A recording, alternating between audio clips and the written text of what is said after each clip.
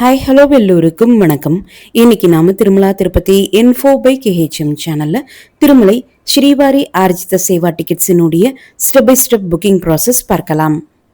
திருமலையினுடைய ஸ்ரீவாரி ஆர்ஜித சேவாஸ் பற்றிய detailed video already நம்முடைய சேனல்ல இருக்கு.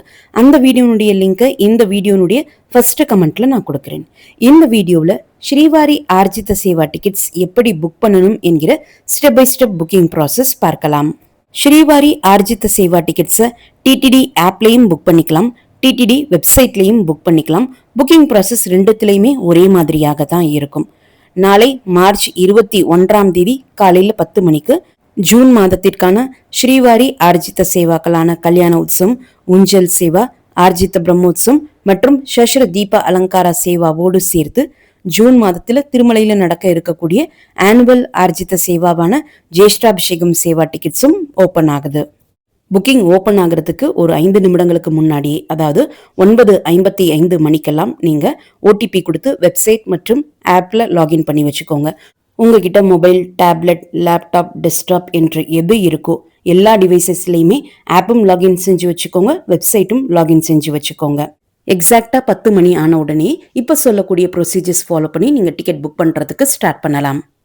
நீங்க ஆப்ல டிக்கெட் புக் செய்வதாக இருந்தால் ஆப்பினுடைய ஹோம் பேஜ்ல பில்கிரிம் சர்வீசஸ்க்கு கீழே சேவா என்கிற ஐக்கன் இருக்கும். அந்த ஐக்கனை கிளிக் செய்தால் ஆர்ஜித சேவாஸ் ஐக்கன் இருக்கும், அதை கிளிக் பண்ணிக்கோங்க. அல்லது நீங்க டிடிடி வெப்சைட் மூலமாக புக் செய்வதாக இருந்தால் வெப்சைட்டினுடைய ஹோம் பேஜ்ல பில்கிரிம் சர்வீசஸ்க்கு கீழே ஆர்ஜித சேவாஸ் ஐக்கன் இருக்கும், அதை கிளிக் பண்ணலாம். அல்லது லேட்டஸ்ட் அப்டேட்ஸ்க்கு கீழே ஜூன் மாதத்திற்கான ஸ்ரீவாரி ஆர்ஜித சேவாக்களுக்கு ஒரு நோட்டிபிகேஷன் கொடுத்திருப்பாங்க. ஜேஷ்டாபிஷேகம் சேவாவிற்கென்று ஒரு தனி நோட்டிபிகேஷன் கொடுத்திருப்பாங்க. நீங்க ஆர்ஜித சேவா டிக்கெட்ஸ் 4 ஆர்ஜித சேவாக்கள்ல ஏதாவது ஒரு டிக்கெட் புக் செய்வதாக இருந்தால் ஆர்ஜித சேவாவுக்கு பக்கத்தில் இருக்கக்கூடிய ப்ளீஸ் கிளிக் ஹியர் என்கிற லிங்கை நீங்க கிளிக் பண்ணலாம். ஜேஷ்டாபிஷேகம் டிக்கெட் புக் செய்வதாக இருந்தால் அந்த நோட்டிபிகேஷனுக்கு பக்கத்தில் இருக்கக்கூடிய ப்ளீஸ் கிளிக் ஹியர் என்கிற லிங்கை நீங்க கிளிக் பண்ணிக்கலாம். இதை கிளிக் செய்த உடனே வெர்ச்சுவல் கியூ வெயிட்டிங் டைம் காமிக்கும். இப்போ நீங்க லாகின் செய்து வைத்திருக்கக்கூடிய மல்டிபிள் டிவைசஸ்ல வேற வெர்ச்சுவல் கியூ வெயிட்டிங் டைம் காமிக்கும்.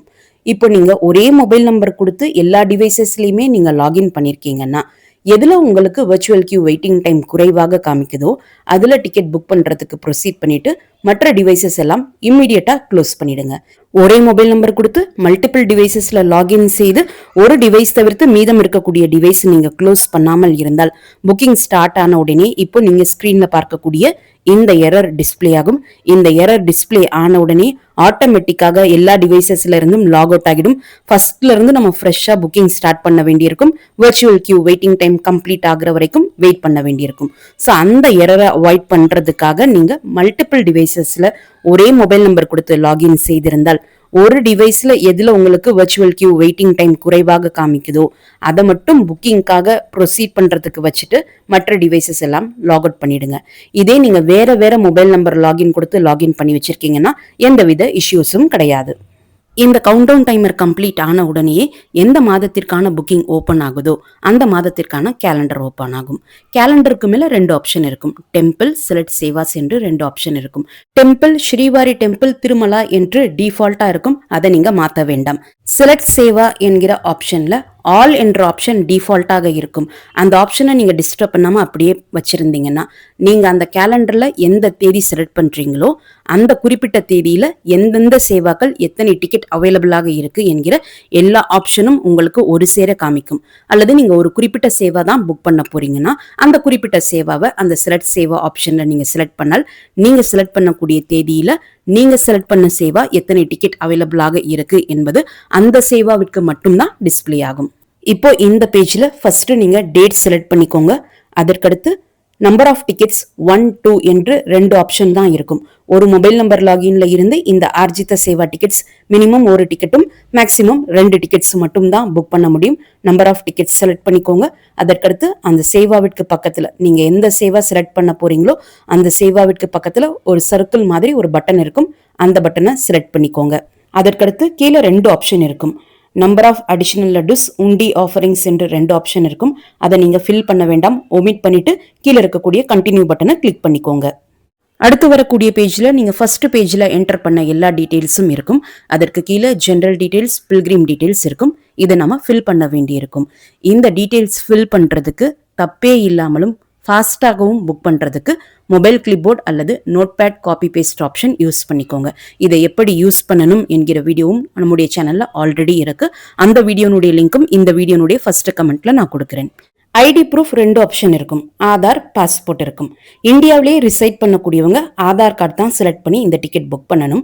என்ஆர்ஐ பீப்புள் மட்டும்தான் பாஸ்போர்ட் ஆப்ஷன் செலக்ட் செய்து இந்த டிக்கெட் புக் பண்ணணும். நீங்க பாஸ்போர்ட் ஆப்ஷன் செலக்ட் செய்யும் போது இந்த எக்ஸ்ட்ரா டீடைல்ஸ் எல்லாமே நீங்க ஃபில் பண்ண வேண்டியிருக்கும். ஸோ இது எல்லாமே நீங்க புக்கிங் ஸ்டார்ட் ஆகிறதுக்கு முன்னாடி ரெடியா வச்சுக்கோங்க. பாஸ்போர்ட் ஆப்ஷன் செலக்ட் செய்து டிக்கெட் புக் பண்ணக்கூடியவங்க தரிசனத்தன்று உங்க பாஸ்போர்ட் காப்பியோடு சேர்த்து மறக்காமல் வேலிட் விசா காப்பியும் எடுத்துட்டு வந்தால் மட்டும்தான் தரிசனத்திற்கு அலோவ் பண்ணுவாங்க. நீங்க ஜெனரல் டீடைல்ஸ், பில்கிரிம் டீடைல்ஸ் எல்லாமே என்டர் பண்ண பிறகு கீழே இருக்கக்கூடிய கண்டினியூ பட்டனை கிளிக் பண்ணிக்கோங்க.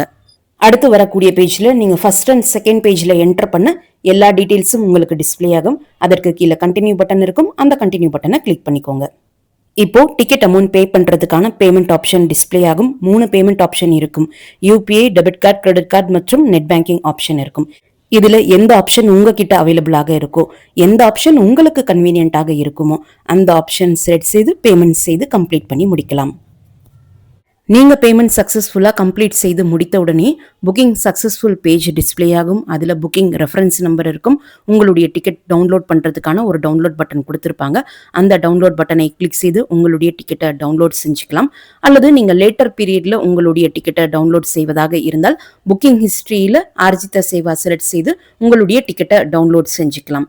புக்கிங் பொறுத்த வரைக்கும் ரொம்ப ஈஸி தான். அந்த கேலண்டர் பேஜ் ஓப்பன் ஆனதுல இருந்து நீங்க மொபைல் கிளிப்போர்ட் ஆப்ஷன் யூஸ் பண்ணி டிக்கெட் புக் பண்றீங்கன்னா மேக்ஸிமம் 1 மினிட்டுக்குள்ள நம்ம டிக்கெட் புக் பண்ணி முடிச்சிடலாம். இந்த டிக்கெட் புக் பண்ணும்போது சில எரர்ஸ் வரலாம். எந்த எரர் வந்தாலும் அந்த குறிப்பிட்ட எரருக்கு கீழே ரீட்ரை பட்டன் இருக்கும். அந்த பட்டனை மட்டும் கிளிக் பண்ணிக்கோங்க.